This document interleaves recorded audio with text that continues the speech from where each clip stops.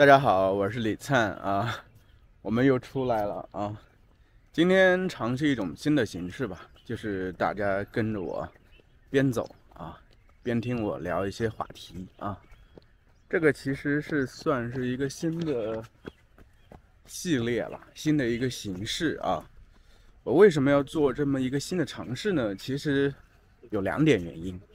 第一个就是我最近不是每天早上，不是每天早上，就是从星期一到星期五每天早上北京时间9点半都会直播啊，就是聊一个固定的话题，然后通过和大家互动啊，然后把整个这个话题发散开来啊，从一个点进去之后发散了很多东西上面啊，这个好像是我一个特色吧，我是一个思维特别发散的人啊。这是比较好说法啊，比较难听的说法就是胡思乱想特别多的这么一个人啊。今天还有另外一点就是，我最近在翻看自己之前的一些视频啊，一些老视频啊，我就心里在想啊，我之前做了哪些类型的视频，有哪些就是哪些视频其实它已经没有观看量，我能不能重新发布一下啊？本来是想挺好啊，都已经找出好几个视频了，但是呢，在今天早上的时候，在上厕所的时候，全部被我推翻了啊！我觉得不行呐，人应该往前走啊，过去的都已经过去了啊，俱往矣啊，为什么要揪住过去不放呢？对不对？所以我就想，哎，我在里面看到有一个类型的东西啊，就是边走边和大家聊天的这么一个视频啊，我觉得还挺有意思的，而且吧，当时的这个话题也是特别的发散啊。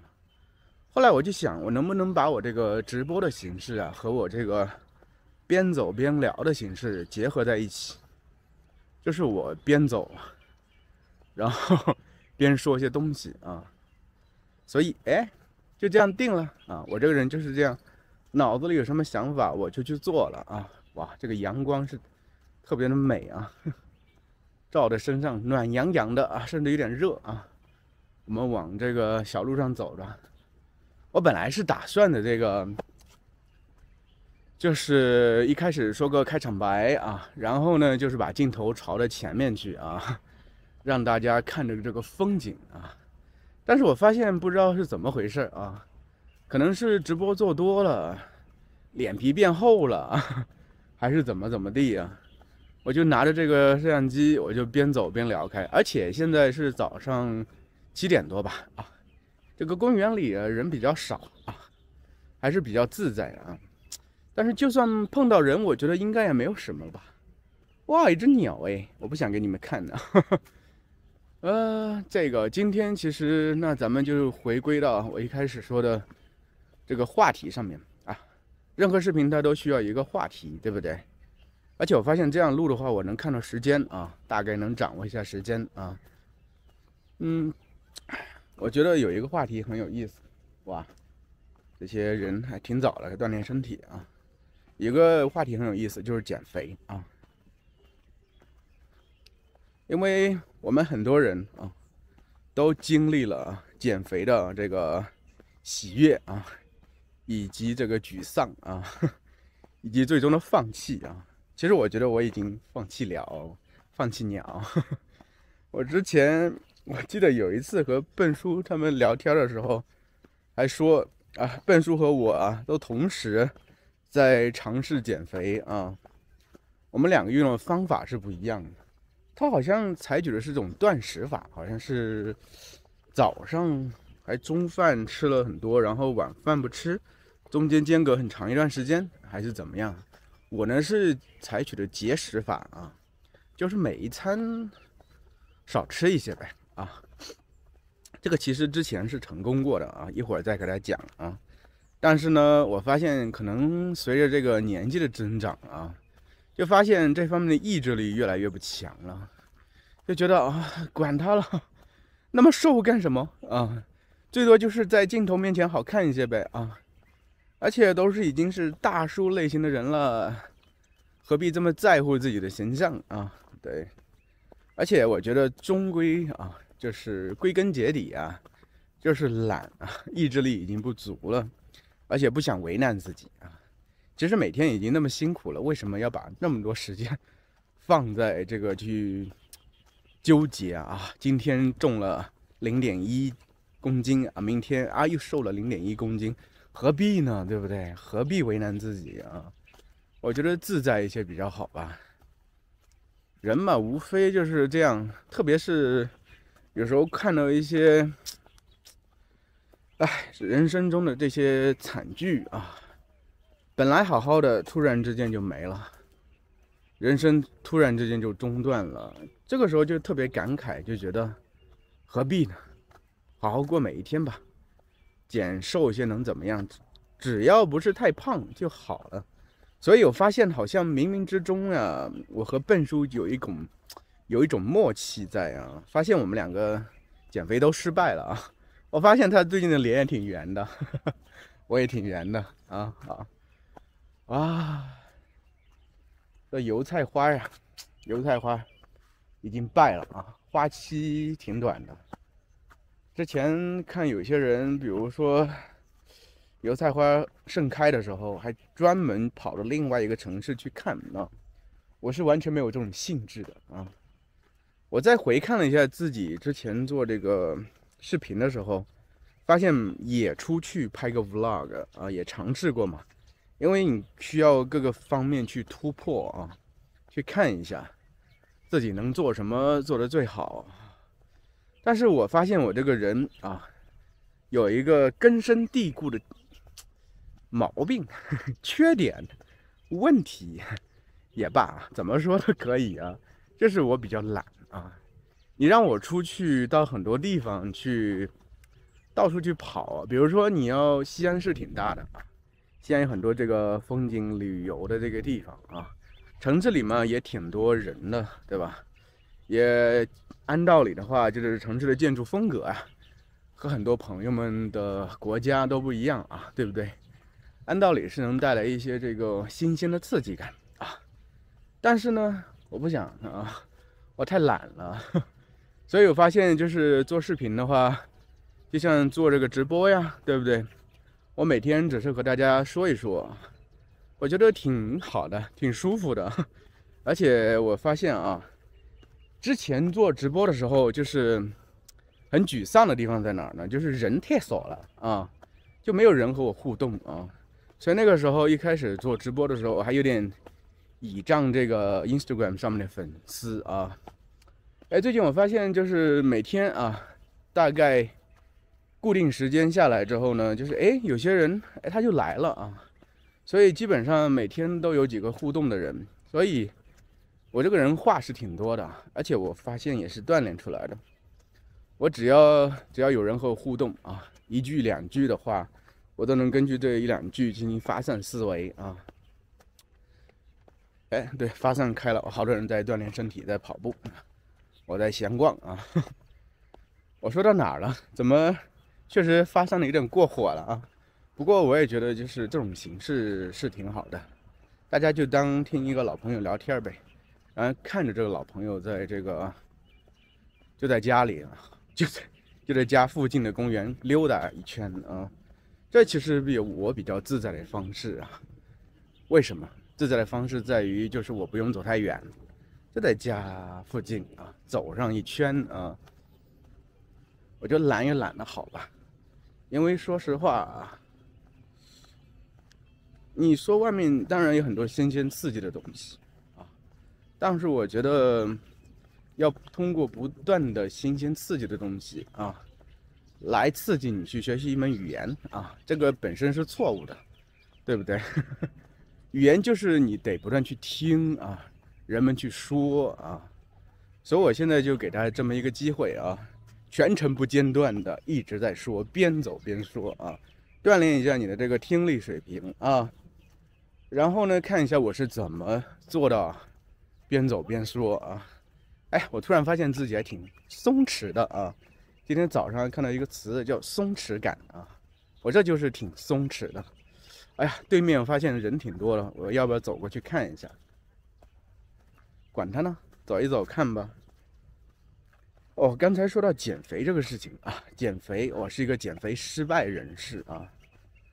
唉，失败了也无所谓，因为我不在乎吧。我记得其实是有一段时间是减肥成功了，就是我搬家之前啊，我现在搬到一个新家啊，也有1年2年的时间了吧。在搬家之前那段时间，也是因为身体的原因，高血压啊，不是说我现在高血压就好了，只是我没我没有那么在意。那段时间好像是高血压的原因就咨询了医生，医生说需要减肥啊，那我就开始减肥呗啊，而且刚好呢，我老婆那段时间她是有这个，哎呀，这个光线不怎么好，成功的经验的啊，她就学习了一些科学的方法吧，科学的饮食等等。哎，我们走一下这上面的路，没人走啊。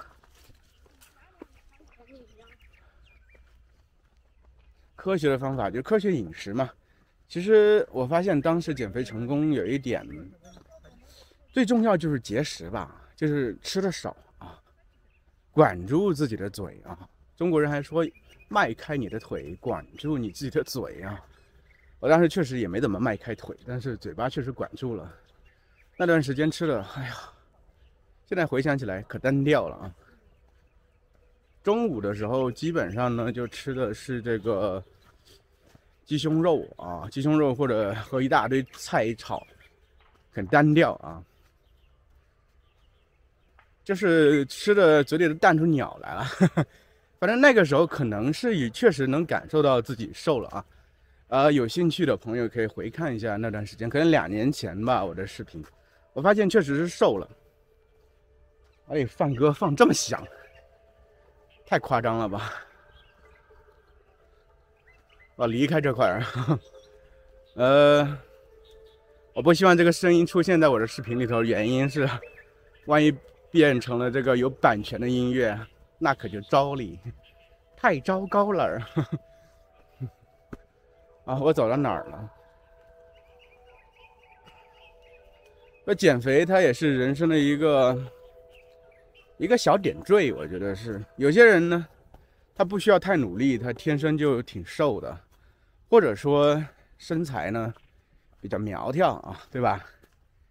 只是减肥的事儿，女生比较在意一些，男生还好啊。所以呢，我们往往会看到很多男生年轻的时候，哇，帅气啊，清秀啊。但是呢，过上个10年啊，过上10年，仿佛变了一个人，变得特别油腻啊。油腻的原因很简单啊，因为这个光线不好啊。为了让大家看清楚我的脸啊，我转一个方向，就是不克制了吧。年轻的时候，而且我觉得有一个原因，就是因为运动的比较多啊，消耗的比较多，所以你吃进去之后都消耗了呀，对不对？作为热量消耗了，或者排泄了。但是到中年之后，这个本身新陈代谢的能力就下降了，而且动又比较少，吃的又比较多啊，所以中年人老被说是油腻，对不对？脸上放着油光，对不对？哎，没办法啊。其实我觉得人生有选择吧，可能是这样。我们当然知道就是身体的重要性啊，身体是革命的本钱呐，这是一句非常老的话啊。但身体确实是很重要的，健康是很重要的。但是我们中国人不就是这么卷吗？作为中老师，你看现在其实市场上中文老师也忒多了吧，对不对？你不卷一点，不通过更短的时间做出这个有特色的视频，对吧？和别人有区隔的这个视频，我为什么要说区隔呢？这个词儿其实是在台湾那边用的比较多，在大陆一般说区别，但是我成天会听到茶叔说啊，我就不自觉的用上了，就总要做的有特色一些，对不对？所以你就需要不断去努力，而且我觉得最近这个做直播的话，让我挺有感慨的，就是我每天都做啊，每天都有反馈，就让我知道自己在哪些方面可以改进。我现在做这个也是这样同样的想法，就是在更短的时间内做出更多的东西，而不是说把这个时间线拉长，然后呢每一个视频我花非常多的时间去做，而且说实话，中文这个赛道也罢，领域也罢，这个视频它讲究的就是你用这个中文的语言所传达出来的东西，怎样变成语言学习的材料。所以的话，其实它并不是特别在乎你是不是特别精致，对不对？你这个人看的是不是特别帅气啊？你的剪辑是不是特别酷炫啊？这些都不是特别重要的事情啊。最重要的事情是你这个语言能不能抓住人，你这个语言所展现出来的东西对人有没有吸引力，对人学习中文有没有帮助。所以这其实也是我现在去做这么一个事情的目的。哇，我发现好多人一大早呀，现在才几点啊，就开始在唱歌了啊。大家都是比较放得开的人啊。我最近不是有一个微信学习群嘛啊，有些朋友啊，我加了一些朋友之后，现在有280多个人，哇，好开心！之前150几个人是吧？啊，加了这么多人啊，最主要是这个样子。之前的那个群都已经死了啊，所谓的死了就是没有人说话了啊，我自己也懒得说话啊。我后来其实也是有一天啊，就是这个心血来潮啊，就做了这么一件事情，我就重新宣传了一波啊，也现在可以啊，有些人慢慢在里头说话啊，而且我之前一个学生安娜，她自己也做了一个播客，我还去参加了一下她那一期播客，聊了一下中国和美国人见面和道别的方式有什么区别啊。最近呢，她因为在群里也会比较积极的去分享自己的想法啊，很多时候是用语音去分享啊。我发现群里头其实也有一些朋友的中文确实挺好的，而且昨天竟然也有朋友和他搭上了线啊，什么意思呢？就是被邀请去安娜的这个节目做客去了，去聊天去了。我觉得其实说到这一点呢，为什么想起这一点呢？我觉得还是想说，所有事情的底层逻辑都是一样的，万变不离其宗，万变不离其本啊。最根本东西是一样的，就是你做东西、学任何东西、做任何东西，最根本的东西就是在于练习，去做，勇敢的去做。安娜其实我觉得她最让我钦佩的和觉得挺骄傲的地方，因为她是我一个学生嘛，毕竟之前啊，就她真的是一往无前的精神，要去做，一头往前冲啊！所以以她这样的能力，现在已经开始做这个中文播客了，她不怵不害怕。我觉得有这个精神，中文自然而然的就是水平是水涨船高啊，做得越来越好。就像我想起我自己的一个事情啊，我最近不是看这个之前的视频，就发现自己之前还是有很多不足之处嘛。啊，我这样走的话是不是背光呀？没有关系吧。我发现自己还是有很多的这个成长的。成长当然体现在，比如说我在做直播的时候，面对当时在线人也不是很多，20几个人啊，可能在大叔的时候直播人会相对多一点啊，但是面对比如说100来个人啊，说话也是很自在啊，这都是锻炼出来的能力吧。其实以前我是相对真的是一个比较内向的人啊，内向啊，可能是把自己性格有些压抑啊。在人前，比如说就算1、2个人，我也不是特别敢说话，会紧张啊，特别是表达自己观点的时候，真的会紧张啊。我是不是得往这边走？那边光线太差。但是因为通过做视频，我发现我有了很大的改变，就是我对一些事情的认知、想法完全不一样。我之前就是去年的时候，我记得就是我们儿子学校啊，当时他们有一个戏剧节之类的东西，就是每个年级都会出一个节目啊。当时我儿子也去参加了这个参演了吧，应该说。演一个古装的戏剧啊，就讲的是屈原啊，大家知道吗？和端午节相关的这么一个名人啊，很多人都说啊，吃粽子是因为他啊，因为他跳了江啊，人们为了纪念他，他在里面演了一个小角色啊，只有1-2句台词。后来呢，我老婆是去现场观看了，回来之后给我看了这个他录下来的视频啊，我就发现了啊，哎，那里面的也有大人的家长啊，演成年的角色嘛，我就发现呀，演的什么玩意儿？我和我儿子说啊，要是我去演，绝对比他们演的更好一些啊。哎，想不到啊，这个话啊，真的是念念不忘必有回响啊，就是这么一个话啊。就是今年刚好有这么个机会啊，就是前一段时间啊，就是我儿子他们年级啊，每个星期都会选一个家长和孩子去读一本书啊，在校园小广播啊，中午的时候啊，就读一个小故事啊，等等，分享一些书啊，等等。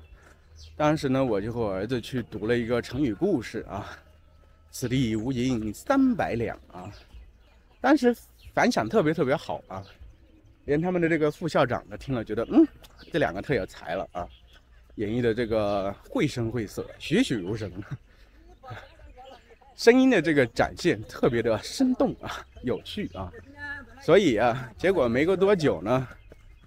有一天，他们的班主任就叫我们说，就是说早上他们有一个小舞台啊，让我们去学校那个小舞台，就同学们在上学的时候，有个小舞台，让我们在那儿呢，继续把这个故事再读一遍啊。我们也就去了啊，发现可能是因为真的是锻炼出来的能力啊，完全也不害怕啊。结果呢，再后来啊，因为这个不是前几天，上个星期还是这个星期我都忘了，这是一个读书月还是什么，我都忘了，世界读书日还是怎么的？他们学校又有一个活动啊，就是每个年级会出一个节目，他们的校长呢就想啊，中间排一个情景剧啊，然后他就想到了我和瑶瑶，他当时还提前把瑶瑶叫到他的办公室。让他演了一段啊，随意演了一段，觉得还可以，孩子，表演还可以啊，挺自然的啊。后来他就让瑶瑶的班主任给我发一段故事啊，让我真的一段故事啊。这个故事里面错别字百出啊，他好像是通过网上一些不知道是有声书还是什么地方抠下来的文字啊。让我改编成一个剧本啊，他就对我这么有信心，让我改编了一个剧本啊，然后去演，但是莫名其妙，我就觉得这个东西也可以啊。我现在反正就是任何东西你到我跟前，我去想一下，我觉得都可以做，没有什么做不了的，我就去改了。而且我发现就是，我觉得他所给我改的给我那个故事啊，就是怎么说呢，是以动物作为主角的，而且我觉得有一些场景的设计啊等等，都和我们中国的小学生啊差距太远。当然了，他为了反映的就是其中一个主题，就是孩子们遇到问题的时候要主动去思考啊，去解决，这个是主旨啊。然后我就和他沟通，我就说，我觉得这个故事其实不是特别适合我去改编啊。我说我能不能只是保留这个主旨？然后内容呢进行本地化的处理啊，就比如说要我和我儿子去演的话，就是演我们俩自己生活，因为之前原来的故事里面出现了草莓，因为我儿子特别喜欢草莓，我就说能不能演我儿子自己在家里种草莓这么一个事情。后来还邀请了我儿子的同桌啊，当然是我写进去的，我们3个人一起演出。哎，结果我就写下来很顺啊。那个老师看到我写的剧本说：“哇，怎么我的家长里头怎么有这么有才华的人？”对，不是我自夸，我觉得这东西对我也很轻松啊，写个故事，写个剧本啊 ，easy peasy。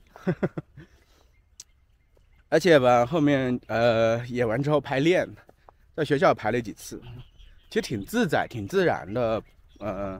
包括我儿子还有我儿子同桌啊，我觉得发现怎么说呢，小孩子他演戏很自然，而且因为我和儿子相处的方式就是像我写的剧本那个样子的嘛，所以很容易演出来。当时演出之后，哎呀，大获成功啊！我想说，这不就是这么一个事情呢？我们现在再回到一开始的话题吧。一开始话题不是减肥吗？其实为什么我做这个事情啊？现在不管是这个在广播上读故事啊，还是做这个写剧本啊、演戏啊等等啊，我这么得心应手。其实这一切都是因为我有一个很好的正向反馈，就是我在做视频的时候，我得到的越来越多的认可，让我内心越来越自信。但是呢，其实说到减肥这个事情，它没有什么正向反馈，除了让你偶尔觉得这个脸稍微瘦了一些，但是这是需要一个很长的时间才能得到这么一个效果。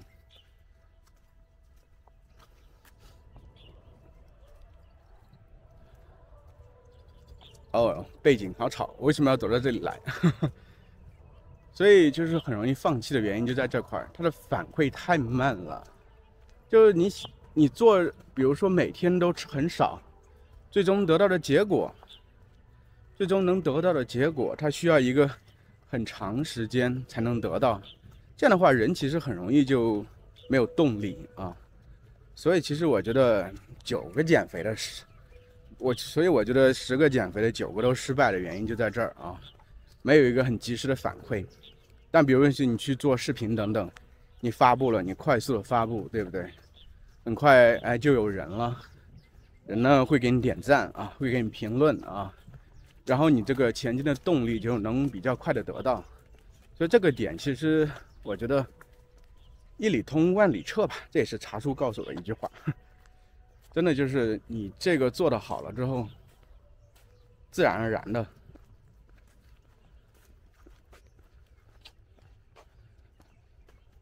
哎，我先往下走。哎，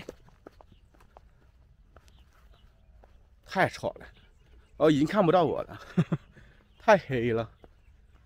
哎，所以说咱们从这个减肥开始聊起啊，聊了很多，其实聊的都是底层逻辑的事情啊。它其实和中文学习也是特别相关的啊。